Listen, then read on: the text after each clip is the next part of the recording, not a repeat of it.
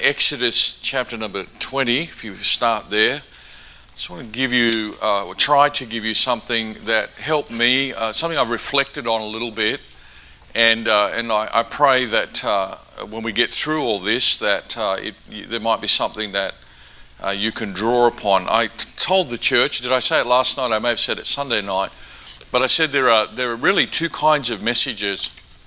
There's the message you hear when you say, that's exactly what I needed to hear. And then there's the message you hear that you bank away for a future day. That you hear it and you say, you know, that's a great truth, and I'll just hold on to that. And that's something you draw on at a later point, maybe when circumstances are different. Yeah, maybe even when you're just actually trying to help someone else. And what God has done, God has given you a truth. He's put something in your heart, in your mind, and His plan is to draw that from you at a certain future point when you're going to help someone else. And He's always doing that. He's grander, bigger, more wonderful than we possibly could understand. He knows our steps, our future. He knows who we're going to be with, how He's going to use us.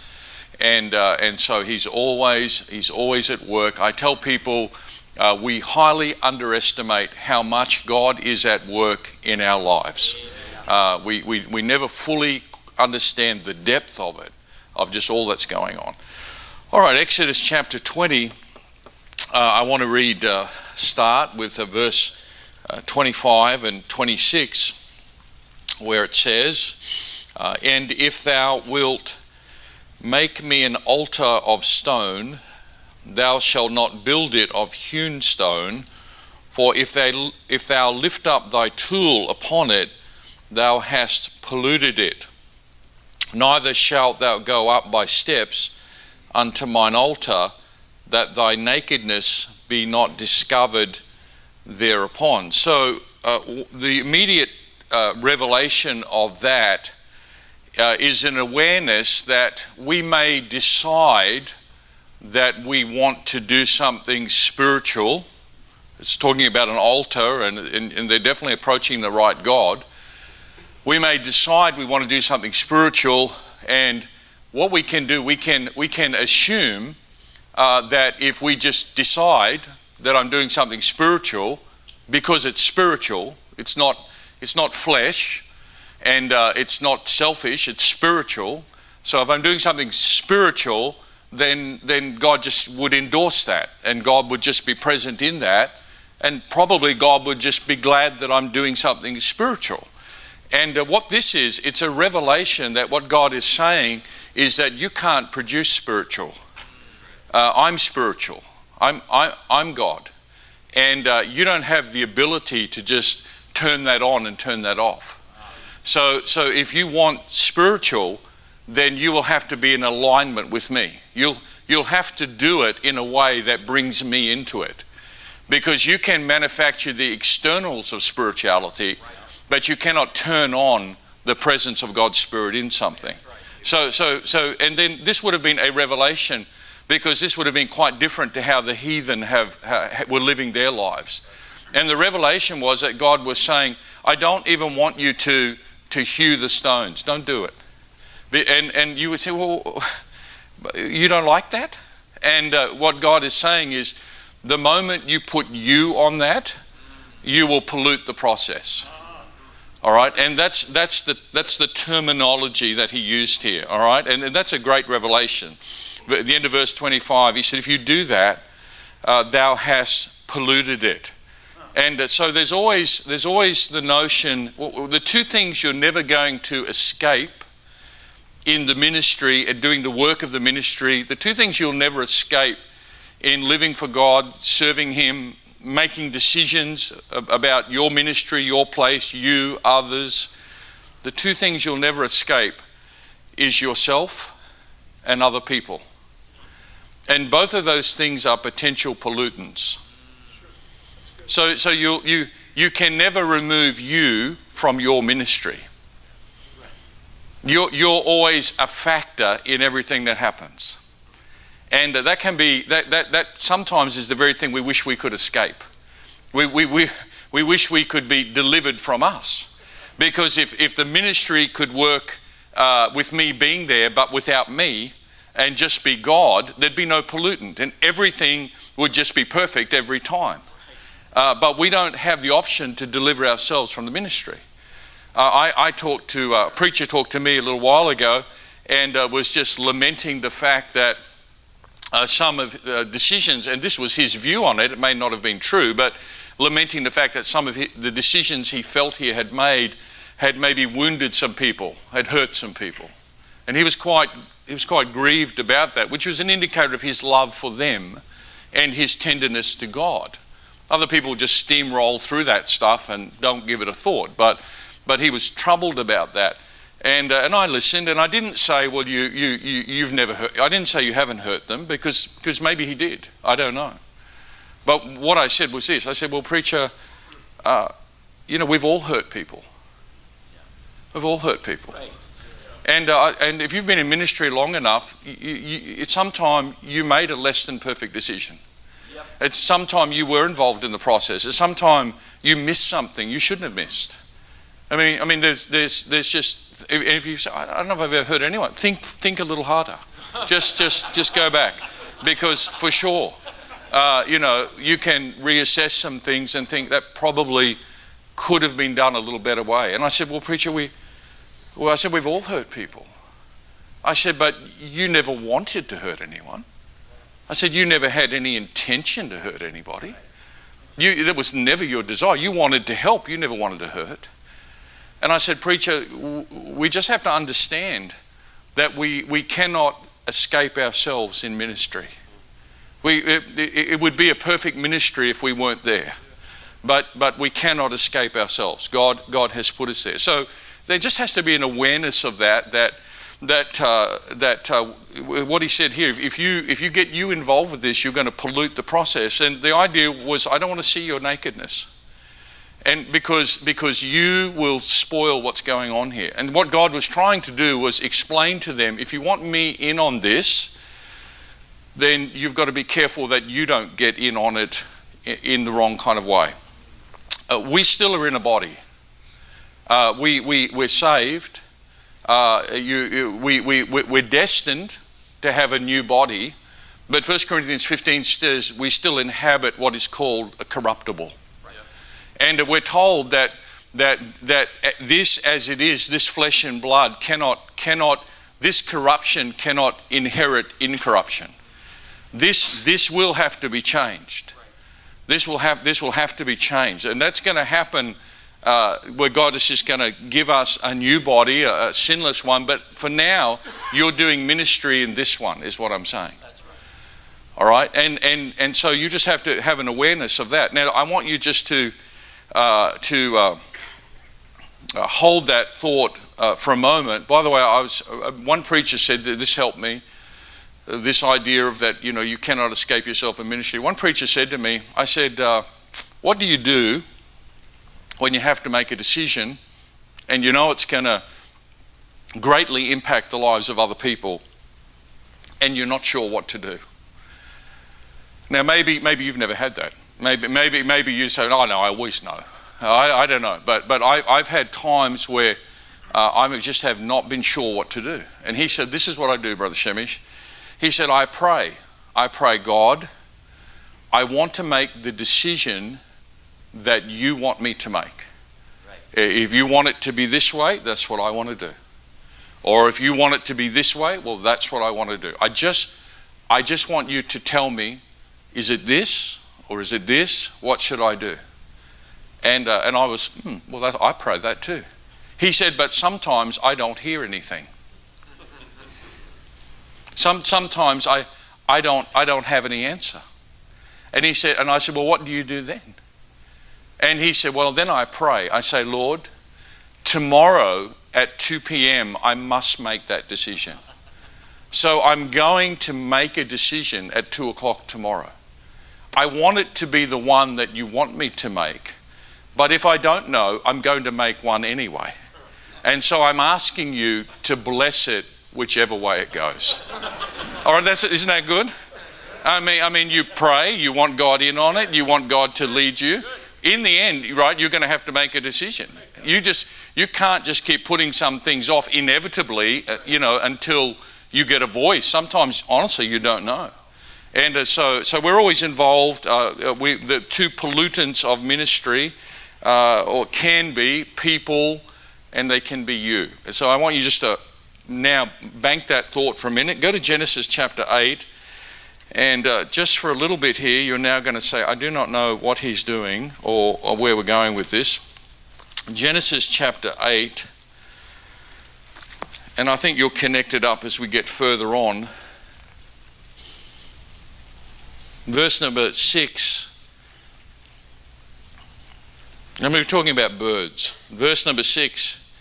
It came to pass at the end of 40 days that Noah opened the window of the ark, which he had made, and he sent forth a raven, which went forth to and fro until the waters were dried up from off the earth. Now, the raven, we don't hear anything more of. You may have preached on this. Maybe the raven was feasting on unclean flesh. That could have been happening. But you get a picture here, and it's contrasted, because a little bit later he sends out the dove, right? Verse number 10, sends the dove out, and he stayed yet other 7 days, and again he sent forth the dove out of the ark. And the dove came into him in the evening, and lo, in her mouth was an olive leaf plucked off. So Noah knew that the waters were abated from off the earth. Well, there's a contrast there. So you have the raven, okay, follow me, you got the blackbird, right?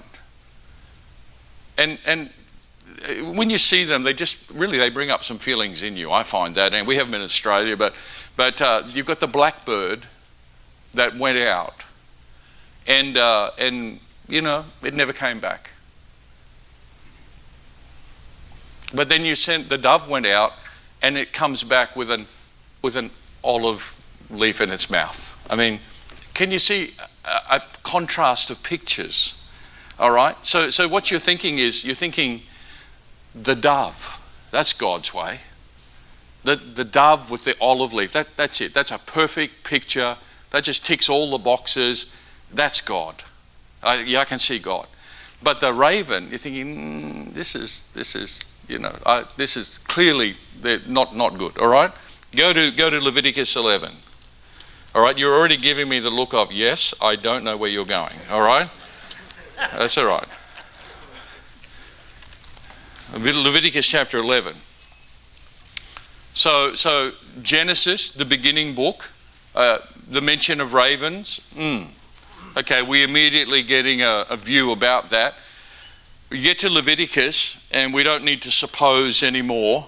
God has just said some things about those birds, and they're part of a list. All right, and chapter 11 of Leviticus. And these are they which ye shall have in abomination among the fowls. Strong word. And they're all listed. And you get down to verse 15, and yep, there it is. Every raven after his kind. Now, when I get to that and see them appearing on the Leviticus 11 list, here's what I think. Yep, that fits. That's right. That was the blackbird that he sent out that never came back.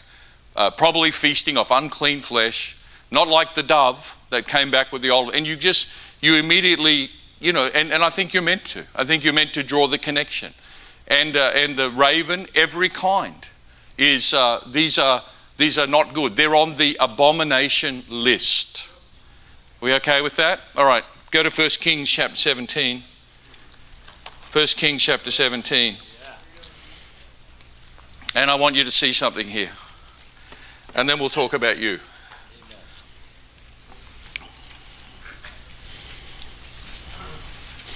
Now, Elijah knew the list. Elijah already would have been fully ingrained with the view of these birds. Let me read from chapter 17, verse number 1. Elijah the Tishbite, who was of the inhabitants of Gilead, said unto Ahab, as the Lord God of Israel liveth, before whom I stand, there shall not be dew nor rain these years, but according to my word. And the word of the Lord came unto him, saying, Get thee hence, and turn thee eastward, and hide thyself by the brook Cherith, that is before Jordan. And it shall be that thou shalt drink of the brook, and I have commanded the ravens to feed thee there. So he went and did according to the word of the Lord, for he went and dwelt by the brook Cherith, that is before Jordan. And the ravens brought him bread and flesh in the morning, and bread and flesh in the evening, and he drank of the brook. And it came to pass after a while that the brook dried up, because there had been no rain in the land. So this group, these birds that are on the list, that have not a good history. He's going to know what he's going to already have association with this. God chooses to use those blackbirds to give Elijah something he needed at that time. There was something he needed at that time, and God said, I'm going to use these birds to provision you with what you need at this time. Now that's okay somewhat until you get to verse number 7, and somewhere between verse number 7 and verse number 8 is when you begin to question the process that God has used.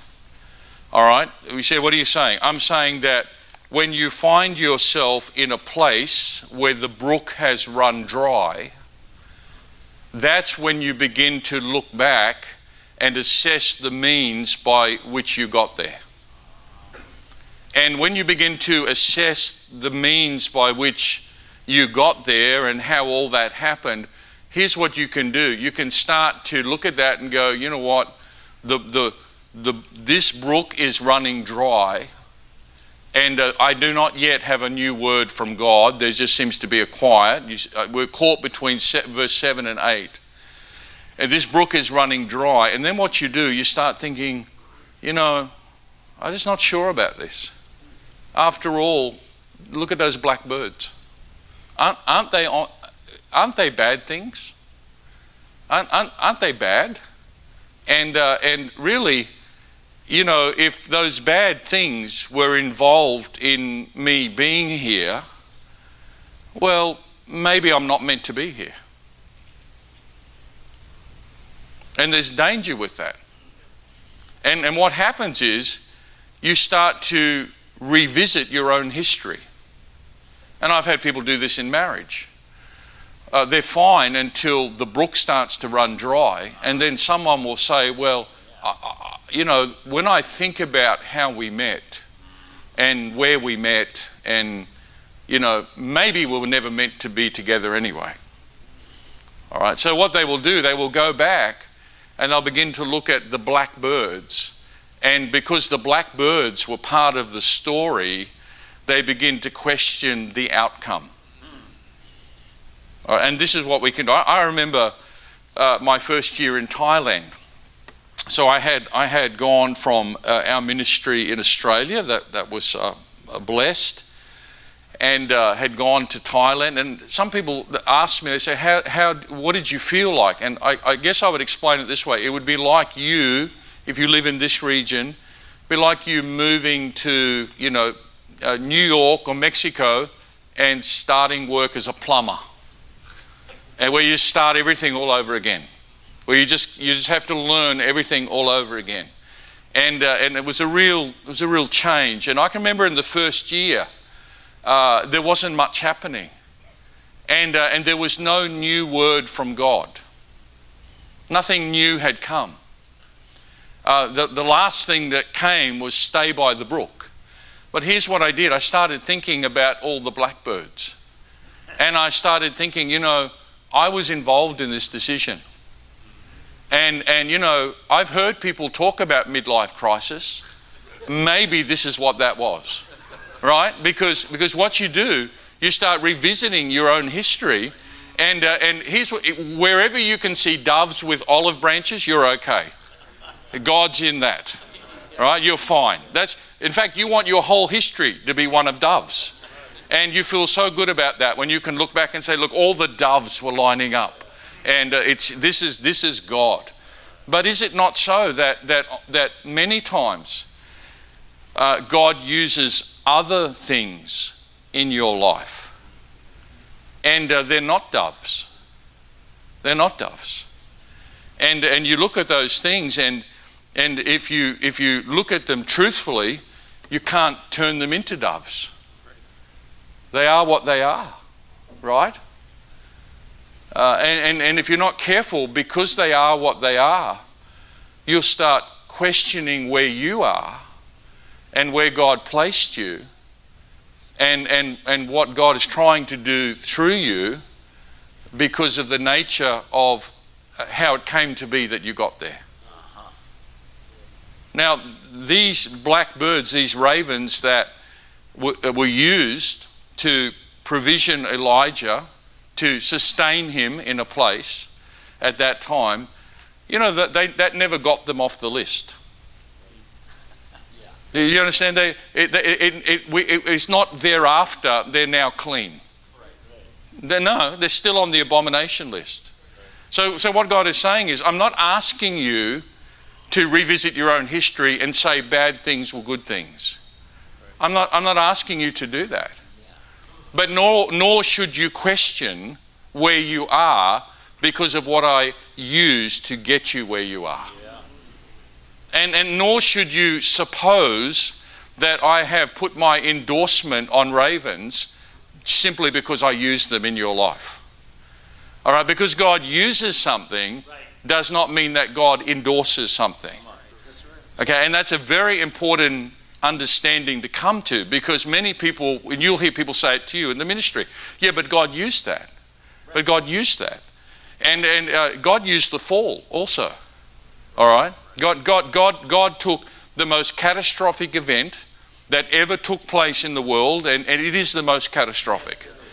More people died, more sickness, more misery, more everything because of the fall of man than any other single event. I was in Thailand when the big tsunami came through. They say 300,000 to 400,000 people died that day. And I remember when that happened. I've met some people who lost their families.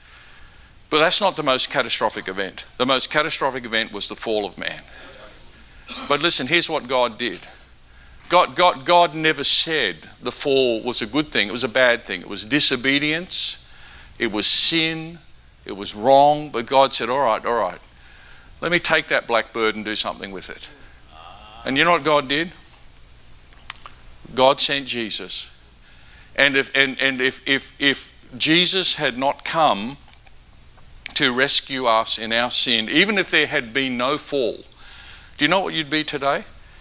If there had not yet been a fall, let me tell you your highest title today. Here it is.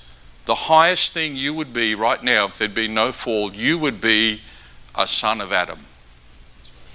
That's it. You would be I'm a son of Adam. But God took the blackbird of the fall and he made you a son of God. A son of God. He elevated you. Now, he's not asking you to say that the fall was a good thing. Can you see that? And this is a very important thing to understand in ministry and in your serving the Lord, because you're going to have some bad things happen, and the danger is that you'll go two ways. You'll either say, well, there's just no good in this. There's no good. Nothing good can come out. There's just no good. But actually, God might be using it for good. Or you'll go the other way and say, blackbirds are no longer on the list because I know God used them in my life. Right. No, they are on the list. They never got off the list. But there'll be a lot of things that God is going to use in your life to teach you, to grow you, to make you better at what you do. You know, you're going to make some mistakes. You can't deliver yourself out of your ministry. You know how I learned to to respond to people when they left the church. And no one likes that. When good people leave your church, no one likes that. You know how I learned? I learned a better way because people did leave the church. And then through the hurt and the pain of that, God grew me.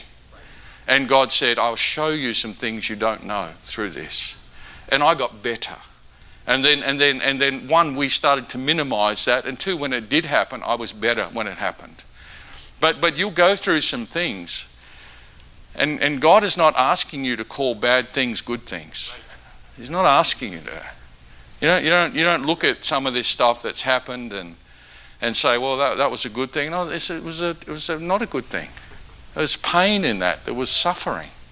Not only that, listen, there might have been some pollutants in that.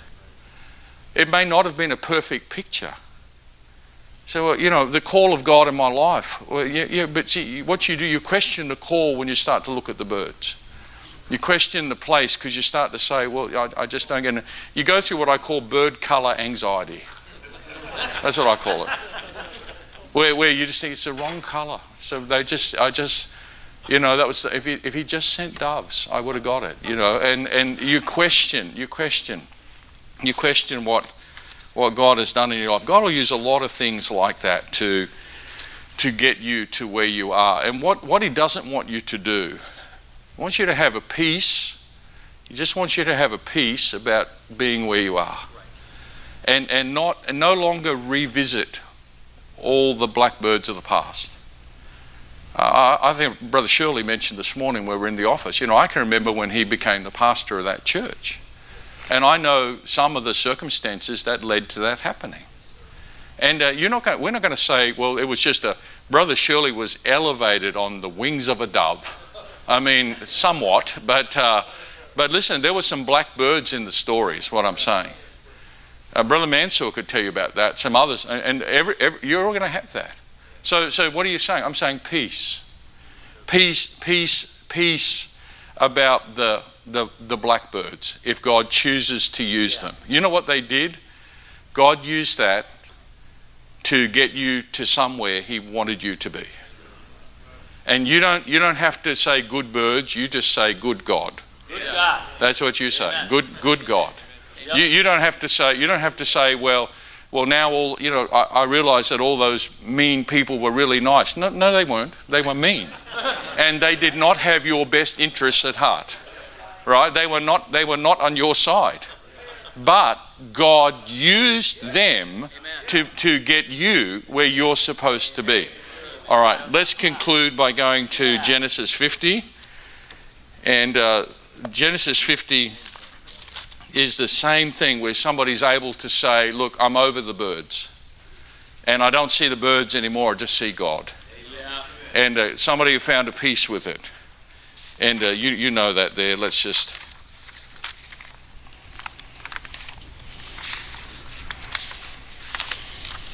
Genesis chapter 50 and verse number 19. The lead up to this is that Joseph's father has died and his brethren are thinking, and this is very common in the East. We have this in Thailand. This is very common in the East. It's common in the East for siblings who have aught against each other to wait till mother and father are gone before they pay back. And their reasoning behind that still happens today. Their reasoning behind that is, I will not grieve my parents, so I will wait till they're gone, but then I will exact what I will on my sibling. And so when the brothers realize that dad is gone, the funeral is over, it's all been settled, fear comes on them. Like now he's going to get us. Now he's going to get us for everything that we did to him. I've noticed that people often think about you according to what they would do. So people who tell lies a lot always accuse everybody else of being a liar. They never believe anyone because they're liars, and they project that onto you. And so they're projecting this, or you're going to do us in. You're going to come against this now because now you're strong and we're not. And I just wanted you to see, what he says. And you know it in verse 19. And Joseph said unto them, fear not, for am I in the place of God? The answer to that is yes. But as for you, ye thought evil against me, but God meant it unto good, to bring to pass as it is this day, to save much people alive. What were the brothers? They were the blackbirds. That's what they were. They were the blackbirds. How did he get to the place where God wanted him to be? And it was a place where God would use him to save other people. How did he get to that place? A bit like this. That's how he got there. Being pulled along to thinking, I don't know where I'm going, and I don't know what's going to happen to me, and these people have ill intent against me. And it was the blackbirds. But he found a peace with that. He found a peace where he's able to say, look, there was some stuff in my life that, was not good. There were some people around me that may have not had the best motive. Their motive may not have been entirely pure in their dealing with me. They may have said that this is best for me, but really they might have been thinking what was best for them. Right? You see, now you're counting the blackbirds. All right, don't do that anymore. Stop. Okay, God has you where he wants you to be. And you just need to have a peace. Just have a peace that whatever got used, he's not asking you to say it was good, but just have a peace that God has used that to put you where he wants you to be, and it's all going to work together for good. Amen. And it's going to be good for you, and it's going to be good for other people. And just receive that of the Lord.